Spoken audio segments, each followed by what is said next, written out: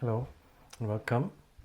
This video will try to say something about the flaw in the system. David Bohm calls it there is a flaw, something is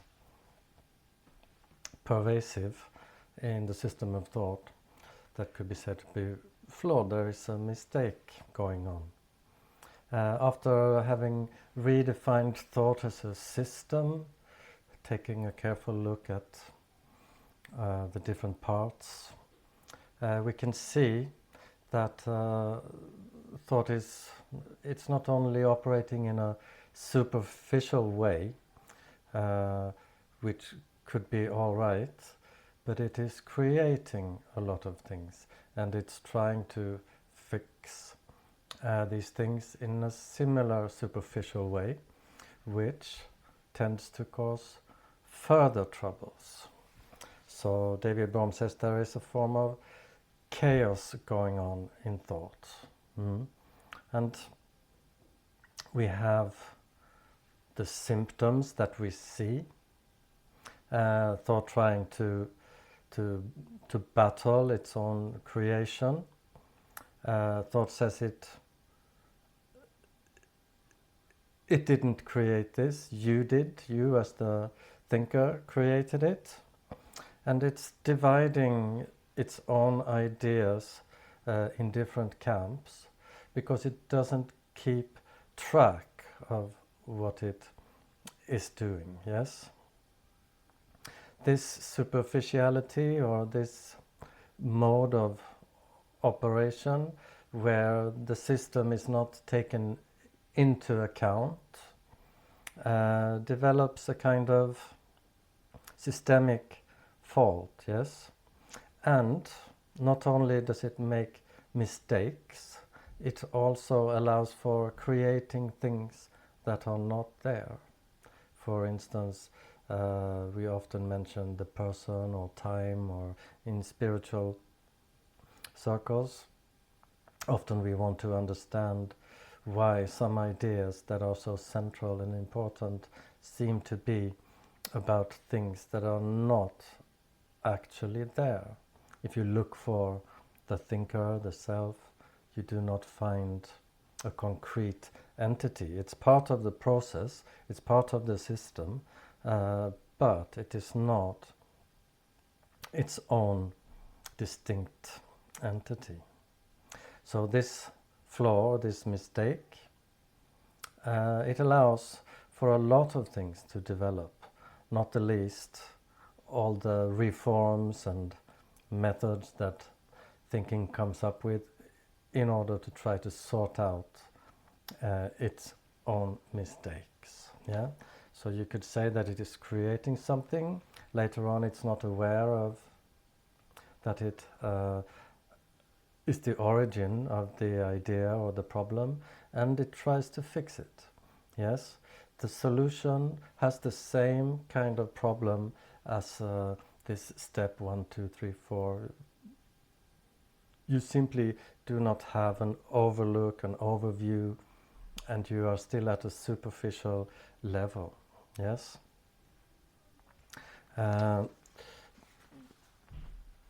Another and very interesting thing is I learned as I was reading about this is that if we make a map, or that I'm trying to do with these videos, if we have a look at these flaws, there are many more, but I selected 9, and if we use them as a kind of map or a method, or you could compare it to a psychological step-by-step leading a patient somewhere to a better understanding. But what I mean, if we take the time to learn about this operation of thought, what is missing, what does it mean that there is a flaw in our thinking, and if we apply this new knowledge, we can actually see where new ideas go wrong. Or old ideas, why weren't they good enough? Why were they generating a lot of consequences that we are not interested in? So if you have an idea and you apply to begin with, it's not a final idea, but if you apply the flaws that are listed here or in the seminar, you can see the general direction of the idea you are looking at. Perhaps it is wrong facts, wrong information, or there is some kind of limitation. We are taking our idea too literally. Perhaps we haven't left room for some unknown factors that will come in later, and we are surprised when problems start appearing. And also, we think perhaps that an idea or an action is just a straight line from the cause to the finish, and we don't see that during the process thought will continue to participate. Thought will shape the path of the original intention. Also, during the time that an idea is executed or is tested in actuality, thought will divide things falsely. It will create divisions. Things that don't belong together will be put together, and things that belong together are put as if they were separate, as if they were apart. So these are some of the things that will be discussed during each flaw. I will separate them into 9 examples. So we have this, the tendency of thought to act in a superficial way with not taking enough of the system into account. If you take just a thought, you have the thought. But if you don't take the system into account when you plan carefully, there will be something missing and it will appear later. And generally, it will be considered a problem or a challenge. And then thought will rethink and come up with complementary ideas, with reforms, and all of these steps you will perhaps find that people are not.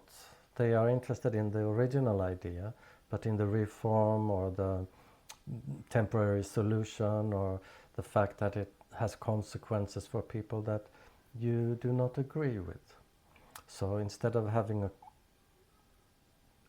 if you have a common idea to begin with, it will start to fragment off, and you will perhaps have subdivisions of people or subgroups. In politics, you will see that they are forming new parties, or there are groups within a party that follow a slightly different variation. In religion, we see it, obviously. We see Christianity forming in new directions because they can't agree, or they think that one point is more important than another. Okay, I think that is enough for now, and I hope you will check out the videos that follows. Thank you very much.